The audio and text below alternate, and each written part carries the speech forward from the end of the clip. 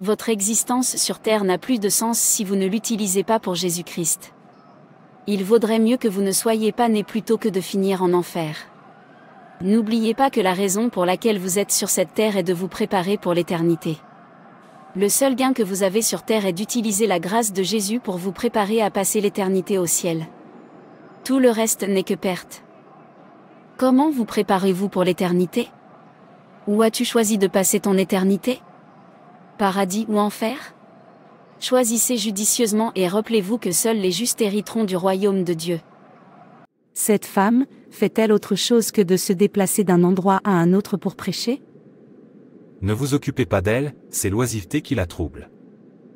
Revenons à nous, vous avez dit que lorsque je viendrais aujourd'hui, vous m'achèteriez un iPhone 6. Ne vous inquiétez pas, je vous promets que je l'achèterai la prochaine fois. Êtes-vous sûr? Tu ne me fais plus confiance? Je l'achèterai. Allez-y pour le moment. Ma femme va bientôt revenir et votre mari sera peut-être à la maison pour vous attendre. D'accord, j'y vais, mais... Tenir votre promesse. Bien sûr, je le ferai. Hébreux 9, verset 27. Et comme il est réservé aux hommes de mourir une seule fois, mais après quoi vient le jugement, où passerez-vous l'éternité? Bravo, oh, Madame Peter. Excusez-moi, s'il vous plaît. J'espère que vous n'essayez pas de me faire des sermons parce que je n'ai pas le temps pour ça maintenant. Si vous n'avez pas de temps pour Dieu, qui vous a créé et vous donne tout ce que vous avez et dont vous vous servez, pour qui aurez-vous du temps? Et quelle est la raison de votre existence? Vous voyez, je suis pressée. J'ai quelque chose à faire à la maison. Dis ce que tu veux dire. Vous savez que vous êtes une femme mariée, pourquoi commettez-vous un adultère? S'il vous plaît, arrêtez-le là. Assez, s'il vous plaît. En fait, occupez-vous de vos affaires, car ce n'est pas vous qui prenez soin de moi. Si je ne m'aide pas, le feras-tu pour moi? Savez-vous combien cela me coûte d'entretenir ma beauté, ou voulez-vous que je me sèche en attendant mon mari, qui me demandera d'attendre jusqu'à l'éternité? Ce n'est pas une excuse, vous pouvez trouver un emploi si tel est le cas. Vous détruisez votre corps, le temple de Dieu. Si tu meurs maintenant, tu iras en enfer, tu ne sais pas? Écoute, je vais te dire cela à cause de ce que je ressens pour toi, surtout de te voir tout le temps te promener au nom de la prédication. Laissez-moi vous dire que les seules personnes qui iront en enfer sont celles qui ont rejeté Jésus. Quiconque accepte Jésus comme son Seigneur et Sauveur personnel, quel que soit le péché commis, n'ira pas en enfer. En fait, une fois que la personne meurt, elle sera envoyée au purgatoire pour y rester pendant un certain temps jusqu'à ce que son péché soit purifié, c'est-à-dire que si le péché est grave, alors après un certain temps, il sera envoyé au ciel. Il n'y a donc rien de tel que le feu de l'enfer pour les chrétiens, peu importe le péché, la mort de Jésus couvre tout. Et si le péché peut nous conduire en enfer, pourquoi Jésus est-il mort en premier lieu? Nous sommes pécheurs et nous ne pouvons nous passer du péché. Même Dieu le sait. Dans ce monde, rien ne vaut une personne juste. Alors demandez-vous si par la justice nous irons au ciel. Qui donc fera le paradis puisque nous sommes tous pécheurs? Cela signifie que tout le monde ira en enfer, et cela rend la mort de Jésus vaine. Alors profitez de votre vie. Arrêtez de trop vous forcer juste pour vivre dans la droiture, en rejetant la douceur de ce monde parce que vous le regretterez quand vous mourrez et découvrirez que toutes ces tortures que vous vous êtes torturées sur terre et appelées vivre une vie sainte est une perte de temps. Et pour couronner le tout, ne soyez pas surpris de me voir, moi et ceux qui vivent dans un péché pire que moi, au ciel avant vous. Jésus a payé le prix de nos péchés, nous sommes libres de vivre comme bon nous semble, c'est le gain que nous avons dans sa mort, et même si nous mourons dans le péché, il y a un purgatoire pour nous. S'il vous plaît, ne soyez pas offensés. Où trouve-t-on dans la Bible qu'il y a un purgatoire pour les chrétiens qui meurent dans le péché? Dans Matthieu 12, verset 32. Jésus a clairement dit que quiconque parlera contre le Saint-Esprit ne sera pardonné ni dans ce siècle ni dans le siècle à venir. Ce qui signifie qu'il y a encore du pardon après la mort. Même si la parole de Dieu ne mentionne pas le purgatoire, c'est ce qu'elle signifie. Ai-je maintenant répondu à votre question? Pas étonnant que la parole de Dieu dise dans Osée 4 verset 6. Mon peuple est détruit faute de connaissance, parce que tu as rejeté la connaissance, je te refuse d'être mon prêtre. Et puisque tu as oublié la loi de ton Dieu, j'oublierai aussi tes enfants. Les versets bibliques que vous venez de mentionner n'ont rien à voir avec le purgatoire. Jésus essaie de nous dire à quel point le blasphème contre le Saint-Esprit est grave et impardonnable. Ce qui signifie que, peu importe à quel point vous avez été un bon chrétien jusqu'à ce point, et peu importe combien vous vous repentez ou vous confessez par la suite, vous n'atteindrez pas le ciel. Ou être autorisé à voir la nouvelle Jérusalem, qui est le nouvel âge. Même si vous le souhaitez, faites tout le bon travail sur terre, gagnez toutes les âmes de la terre pour le Christ, jeûnez et priez pour le pardon jusqu'à la fin du monde. Si vous blasphémez contre le Saint-Esprit, vous ne serez pas pardonné. C'est le sens du verset. Jésus parle avec sagesse. La parole de Dieu est sagesse, pour que vous le compreniez, vous devez prier pour la sagesse. Peu importe votre niveau d'éducation, si vous n'avez pas la sagesse de Dieu, vous interpréterez mal la parole de Dieu, et c'est pourquoi il y a des divisions parmi les chrétiens. Certains pasteurs diront à leurs membres que porter un pantalon n'est pas un péché, d'autres diront que c'est un péché. Si vous ne connaissez pas vous-même le monde de Dieu, vous serez induits en erreur par ceux qui disent que porter un pantalon n'est pas un péché. Ils interprètent la parole de Dieu comme bon leur semble, sans rechercher la sagesse de Dieu, envoyant beaucoup d'âmes en enfer, et ils en rendront compte. Priez pour la sagesse de Dieu et lisez vous-même la parole de Dieu afin que personne n'induise votre âme en erreur en enfer. Vous êtes libre de croire ce que vous voulez, tout comme je suis libre de croire ce que j'aime aussi. Et je crois fermement que le verset parle du purgatoire, où ceux qui ont peu de péchés et ceux qui pêchent en Christ seront gardés après la mort jusqu'à ce que leurs péchés soient pardonnés. Sinon, tout le monde ira en enfer. Après tout, il n'y a pas de juste dans ce monde, et il est impossible que Dieu envoie le monde entier en enfer. C'est ma conclusion, donc mon prédicateur avait raison. Vous voyez, vous parlez parce que vous ne connaissez pas Dieu. Dieu est capable d'utiliser une pierre pour nous remplacer si personne n'est trouvé juste. Dieu n'aura aucune perte s'il décide d'anéantir le monde entier et de le recréer. N'oubliez pas que c'est juste un mot qu'il utilise pour tout créer. Il peut le faire encore et encore.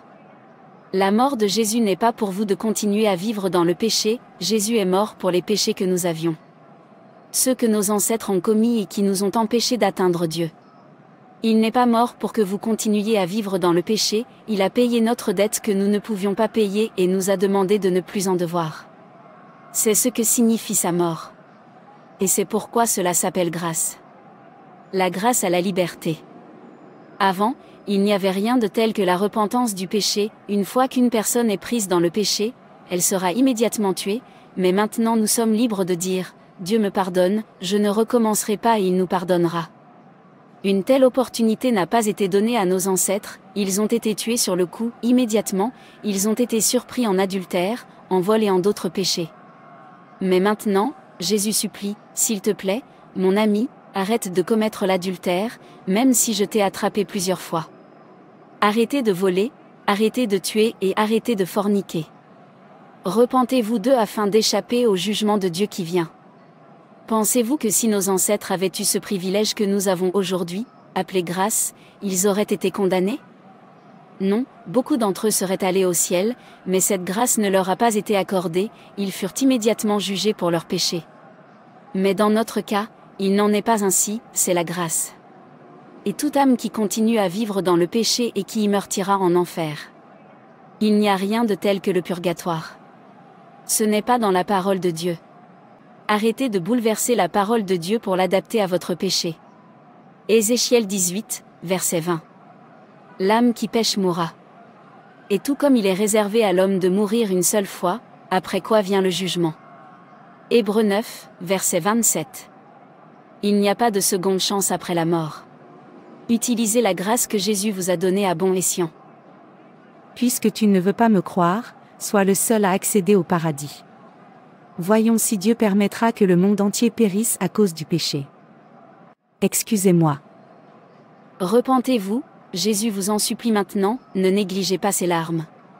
Car si Dieu n'épargnait pas les anges lorsqu'ils péchaient, mais les envoyait en enfer, les mettant dans les chaînes des ténèbres pour y être jugés, s'il n'a pas épargné le monde antique lorsqu'il a provoqué le déluge sur son peuple impie, mais a protégé Noé, un prédicateur de justice, et cet autre, s'il a condamné les villes de Sodome et Gomorrhe en les réduisant en cendres, et en a fait un exemple de ce qui va arriver aux impies. 2 Pierre 2 versets 4 à 6. Il le fera encore pour les désobéissants.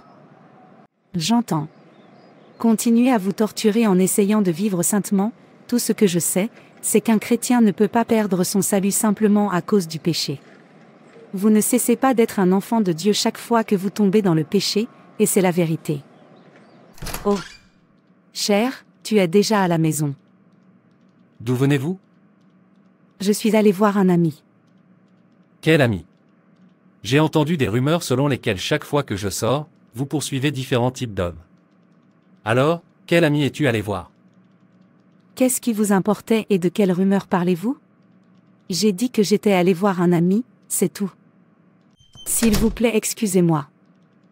Ne vous inquiétez pas, votre tasse sera pleine un jour, rappelez-vous juste que je vous ai prévenu. J'entends. Tout le temps, d'où viens-tu? Comme Asif, lui seul peut prendre soin de moi. Il devrait être heureux qu'un autre homme l'aide à assumer sa responsabilité. Après tout, seulement il ne peut pas subvenir à tous mes besoins, alors laisse un autre l'aider. Ce n'est pas un péché, mais de l'aide. Que Dieu ait pitié de cette génération pécheresse qui a été totalement aveuglée par de faux enseignants. Comment un homme a-t-il pu inventer quelque chose, lui donner un nom et l'utiliser pour tromper la moitié de la population mondiale? Quelque chose qui n'est pas écrit dans la Bible. Cher, tu es de retour. Comment s'est passée la prédication d'aujourd'hui? J'espère que tu as gagné une âme. À la gloire de Dieu, oui. J'ai semé des graines, il appartient à Dieu de les arroser pour qu'ils grandissent et portent de bons fruits. Il le fera, s'il vous plaît, entrez et reposez-vous. Je pense qu'il vaut mieux aller au marché et acheter ce que nous mangerons cet après-midi avant de me reposer, car si je commence à me reposer maintenant, je serai peut-être trop faible pour sortir à nouveau. C'est bon, entrez et vous verrez l'argent que j'ai laissé tomber sur la table. S'il vous plaît, utilisez-le. C'est tout ce que j'ai pour l'instant. Bien sûr, je le ferai. Cher, ce que j'ai vu en haut de la table, c'est $30. Oui, il suffit de le gérer. Ceux qui me doivent me paieront bientôt. Utilisez l'argent pour préparer tout ce que vous pouvez. Une fois que l'argent entrera dans mes mains, je vous en donnerai suffisamment pour acheter de la nourriture. C'est d'accord. Que diable vais-je utiliser ce peu d'argent pour préparer? Tout coûte désormais cher. J'espère qu'il atteint ce que je veux acheter. Bonjour, s'il vous plaît, avez-vous du poisson de glace? Oui, j'ai des titus, des poissons-chats et des corbeaux. Lequel veux-tu? Donnez-moi Titus, combien ça coûte? $20. $20 pour un. Oui madame, combien dois-je en amener? Si je l'achète à ce prix, quel argent vais-je utiliser pour acheter d'autres choses dont j'ai besoin? Madame, vous ne dites rien. J'en ai besoin, mais le prix est trop élevé. S'il vous plaît, vendez en un pour $5. Ce n'est pas possible, madame, je n'ai pas acheté comme ça, ce que je vous ai donné est le dernier prix. D'accord, lequel d'entre eux coûte entre 5 et $10? Madame, s'il vous plaît, je n'ai pas de poisson à $10. Peut-être que tu devrais vérifier ailleurs. D'accord, et les tomates en conserve? $15, c'est le moins que j'ai. Vous n'avez personne pour $5. Madame, s'il vous plaît, j'en ai marre de votre système de tarification. Si vous ne voulez rien m'acheter, allez-y, arrêtez de fixer les prix comme si vous ne saviez pas que tout a augmenté. Je suis désolée. As-tu? Je n'ai pas. S'il vous plaît, allez à un autre endroit. D'accord. Par s'il te plaît. Je n'ai pas besoin de votre genre de client par ce temps. Quel genre de choses est-ce? Pourquoi les choses sont-elles si difficiles? Dois-je acheter quelque chose dont je ne veux pas simplement à cause de l'argent? Au train où vont les choses, j'en ai vraiment marre. Comment les gens vont-ils se nourrir dans ces conditions? Et c'est pourquoi il y a beaucoup de mal dans ce monde, les gens sont frustrés. Oh. Vous pensez qu'il est facile de vivre ces temps difficiles? Si je ne cherche pas un homme qui m'aidera, le feras-tu pour moi?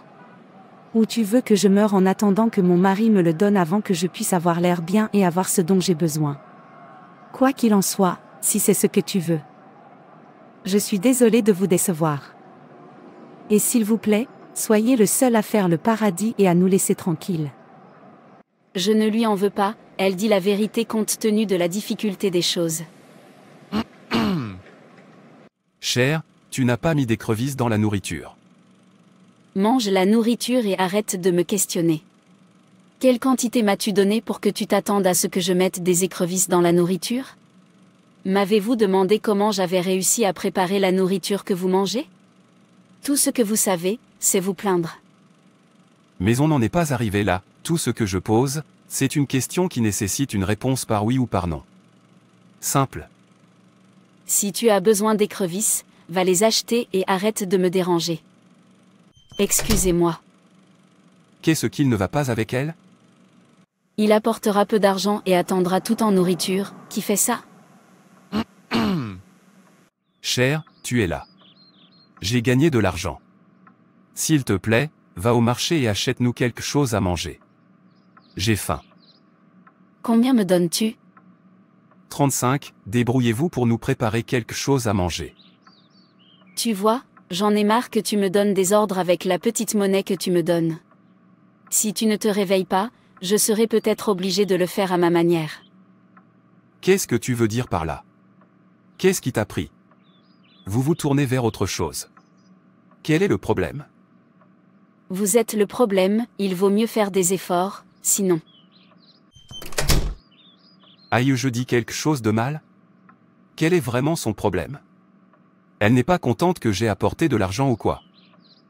Oh non, ma femme a totalement changé, mais... Qu'est-ce qu'il ne va pas avec elle? Je ne me souviens pas de l'avoir offensée, en fait, laissez-moi la rencontrer et savoir quel est le problème. À chaque fois, il apportera de la petite monnaie, qu'il appelle de l'argent. Et me demande de le gérer. Suis-je né pour manager? Je ne blâme pas du tout Madame Paul, c'est pourquoi elle fait ce qu'elle fait. Elle avait raison. Si vous attendez qu'un mari vous donne à manger avant de manger, vous finirez par mourir avant l'heure. Cher, quel est le problème? Pourquoi agissez-vous bizarrement ces jours-ci? Je ne peux pas continuer à me tromper en me tarissant, c'est ça le problème. Regardez à quel point j'ai l'air sec, pas d'entretien et le dessus, je ne peux même pas manger ce qui me donne faim. À cause de quoi? Mais je vous ai dit d'être patient, ils me paieront bientôt pour le travail que j'ai fait, et alors je te donnerai de l'argent pour acheter ce que tu veux. Quand ils vous paient, comme s'ils vous payaient une grosse somme. Quelle différence cela fera-t-il quand ils vous paieront? Pouvez-vous vous écouter? N'oubliez pas que vous êtes un enfant de Dieu. Apprenez à être reconnaissant envers Dieu. S'il vous plaît, épargnez-moi ça. Je ne dirai pas la vérité simplement parce que je suis un enfant de Dieu, qui est un enfant de Satan dans ce monde. Pour votre information, tout le monde est enfant de Dieu. Alors arrête de l'utiliser pour me tromper. Mais je t'ai dit de te calmer, tout ira bien, au moins nous pouvons gérer. Vous dites cela parce que vous ne connaissez pas le genre d'insultes que je reçois sur le marché simplement parce que je fixe un prix si bas pour leurs produits. J'en ai marre. Le fait que vous rencontriez une personne au caractère sale qui vous parle grossièrement parce que vous fixez le prix de son marché ne devrait pas vous rendre ingrat envers Dieu. Pour ce que vous avez, il y a des gens qui ne peuvent pas se permettre ce que vous appelez rien, et ils sont toujours heureux de glorifier Dieu. S'il te plaît, laisse-moi seul. Je veux me reposer. En fait, pourquoi est-ce que je vous réponds? Prends la maison puisque tu ne me permets pas au moins de me reposer. Ma sœur, quel est le problème? C'est mon mari. Il me fait commencer à penser que j'ai fait une erreur en l'épousant. L'argent ordinaire pour manger est un problème pour lui. Quel genre de chose est-ce? Un homme devrait prendre sa responsabilité pour l'amour du Christ. Êtes-vous en train de dire qu'il ne vous donne pas d'argent du tout?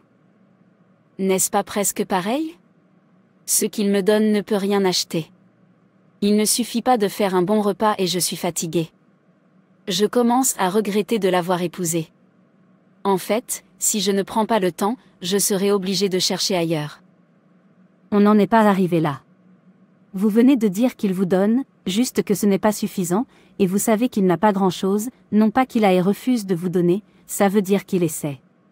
Alors aidez-le, commencez quelque chose, et ajoutez en plus ce peu qu'il vous donne, et vous verrez que cela commencera à vous suffire. C'est pourquoi tu es appelé son aide. Vais-je m'utiliser pour démarrer l'entreprise? Je lui ai demandé à plusieurs reprises de me donner de l'argent pour démarrer quelque chose, mais il m'a dit que je devais attendre car il n'avait pas d'argent en main, alors qu'est-ce que je vais faire? L'argent n'est pas une excuse pour démarrer une entreprise, car il existe de nombreuses entreprises que vous pouvez démarrer avec seulement 5 $ ou moins, et elles sont très rentables. Et l'une des activités est une entreprise fruitière.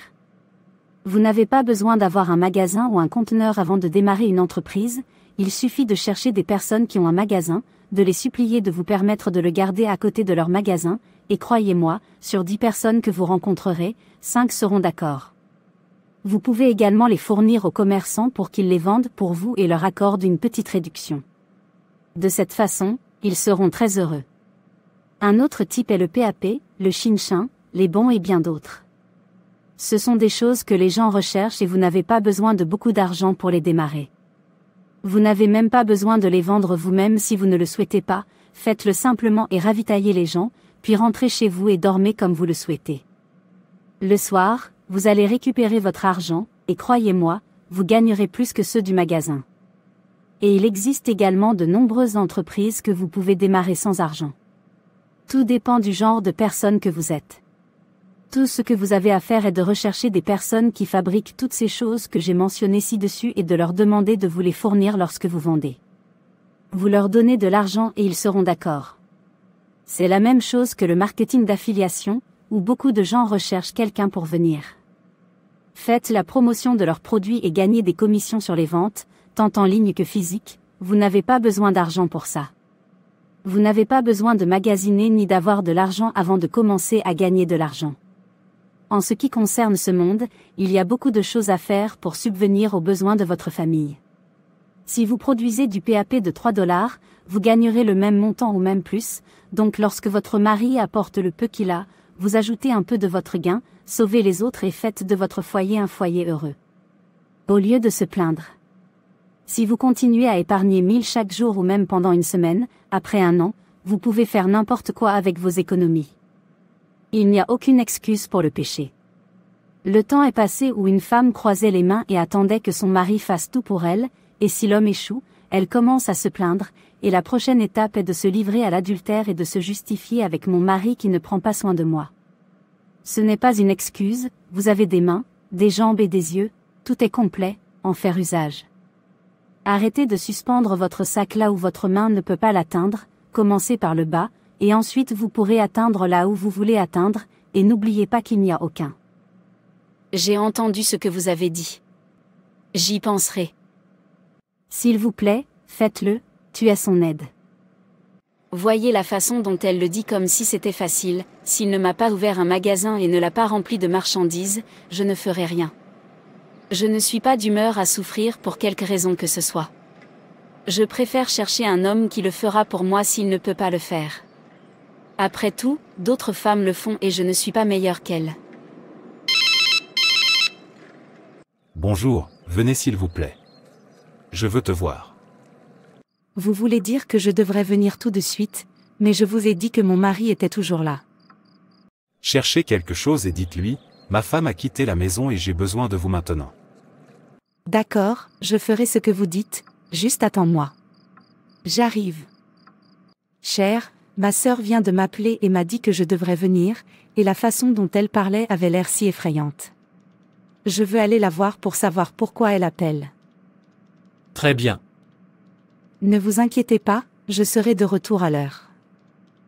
D'accord, salut-la de ma part. Waouh, waouh, waouh. Je suis intelligente. Laissez-moi traverser, s'il vous plaît, et allez voir mon amant. Non, non, non. J'arrive. Où vas-tu et quand as-tu commencé à t'habiller comme ça? Je vois que tu n'aimes pas que je sois belle, mais je suis désolée de te décevoir. C'est comme ça que je le veux à partir de maintenant. Rappelez-vous simplement que ce n'est pas parce que vous êtes chrétien que si vous mourrez dans le péché, vous n'irez pas en enfer. Il n'y a pas de seconde chance après la mort. Vous connaissez la vérité. Excusez-moi. Ô mon Dieu, aie pitié de ma femme, ramène-la moi et redonne-lui la joie de ton salut, au nom de Jésus. Amen. Je ne suis pas le seul qui sera en enfer. Oh non, ce n'est qu'une jeune femme. Que s'est-il passé ici? Pourquoi cet endroit est-il bondé? Madame Paul a été renversée alors qu'elle tentait de traverser la route. Quoi? Y a-t-elle survécu? Elle est morte sur le coup et ils ont dû transporter son corps au cimetière. Oh. Que son âme repose en parfaite paix. Amen. Je sais qu'elle est au purgatoire maintenant. Que Dieu ait pitié d'elle. Ne la laissez pas y rester longtemps avant de l'envoyer au paradis. Pardonne-lui tous ses péchés. Le feu me brûle, j'ai été trompée. Après la mort, il n'y a pas de pitié. Madame Paul, que faites-vous en enfer? Vous devriez être au purgatoire jusqu'à ce que vous soyez envoyé au ciel. Ils m'ont trompée. Il n'y a pas de purgatoire. Il n'y a pas de seconde chance après la mort. Une âme dont le péché mourait, je ne l'ai jamais su. J'aurais dû t'écouter. Maintenant, je suis condamnée pour toujours. Oh non. Oh non, je te l'ai dit, mais tu n'as jamais écouté. Car à quoi sert-il à un homme de gagner le monde entier et de perdre son âme? Ou que doit donner un homme en échange de son âme? Marc 8 versets 36 à 37. Et la réponse est rien. J'ai été trompée. J'ai soif, s'il te plaît, sors-moi d'ici. Oh non, que Dieu ait pitié. Quoi? C'est donc un rêve. Je l'ai vu en enfer, pleurant et se lamentant. Dieu, s'il te plaît, pardonne-moi. Je me détruis presque en pensant comme quelqu'un qui n'a pas de cerveau. Cher, quel est le problème? Je vous ai entendu parler en arrivant. J'ai vu la femme de feu Paul en enfer, pleurant et grinçant des dents. Elle croyait que le péché ne pouvait pas conduire un chrétien en enfer et que Dieu donnerait aux chrétiens une seconde chance après la mort, car personne n'est juste. Pourquoi ne lui as-tu pas dit que Dieu est prêt à utiliser une pierre pour remplacer les humains si personne n'est trouvé juste? Notre génération n'est pas la première. Sodome et Gomorrhe étaient autrefois une génération remplie de gens qui pensaient que Dieu ne pouvait pas les détruire parce que chacun d'eux était pécheur. Dieu leur a prouvé qu'ils avaient tort. Il les efface, s'il peut le faire, il le fera à nouveau. Une âme qui pêche doit mourir. Le paradis n'est pas vide. Beaucoup de gens et d'anges sont déjà là. Nous permettant d'y accéder, c'est juste l'amour qu'il a pour nous, nous ne le méritons même pas. Un chrétien doit donc faire attention où il met les pieds. Quiconque meurt dans le péché ira en enfer. Quoi qu'il en soit, ce n'est pas pour cela que je suis ici. Je viens de recevoir l'argent dont je t'ai parlé et je veux te donner $100 pour aller t'acheter des vêtements. Je suppose que tu es heureux maintenant. S'il te plaît, chérie, donne-moi l'argent. Je veux l'utiliser pour démarrer quelque chose, et aussi petit soit-il, cela fera une différence. Une maison est construite par un mari et une femme, pas seulement par le mari. Tu as raison. Une très bonne épouse est le trésor le plus précieux qu'un homme puisse trouver. Son mari dépend d'elle et elle ne le laisse jamais tomber. Elle est bonne avec lui tous les jours de sa vie et elle confectionne volontiers des vêtements de ses propres mains. Elle est comme un voilier qui apporte de la nourriture de l'autre côté de la mer. Elle se lève avant le jour pour préparer à manger pour sa famille et pour ses serviteurs. Elle sait comment acheter des terres et planter une vigne, et elle travaille toujours dur. Elle sait quand acheter ou vendre et reste occupée jusque tard dans la nuit. Elle file son propre tissu et aide les pauvres et les nécessiteux. Sa famille a des vêtements chauds et elle ne s'inquiète donc pas quand il neige. Elle fait sa propre couture et tout ce qu'elle porte est magnifique. Son mari est un leader bien connu et respecté dans la ville. Elle confectionne des vêtements qu'elle vend aux commerçants. Elle est forte et gracieuse, ainsi que joyeuse quant à l'avenir. Ses paroles sont sensées et ses conseils sont réfléchis. Elle prend bien soin de sa famille et n'est jamais paresseuse. Ses enfants la louent, avec une grande fierté, son mari lui dit « Il y a beaucoup de bonnes femmes, mais vous êtes les meilleures. Le charme peut être trompeur et la beauté s'estompe, mais une femme qui honore le Seigneur mérite d'être louée. Montrez-lui du respect et félicitez-la en public pour ce qu'elle a fait. Proverbe 31 versets 10 à 31. Vous pouvez voir une bonne épouse travailler pour subvenir aux besoins de la famille au lieu de se plaindre. Il n'y a aucune excuse pour le péché. Une âme qui pêche mourra.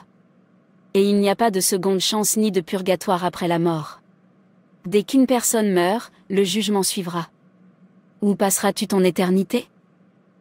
Merci d'avoir regardé, et n'hésitez pas à vous abonner, à aimer et à partager. Que Dieu te bénisse. Et rappelez-vous, Jésus vous aime.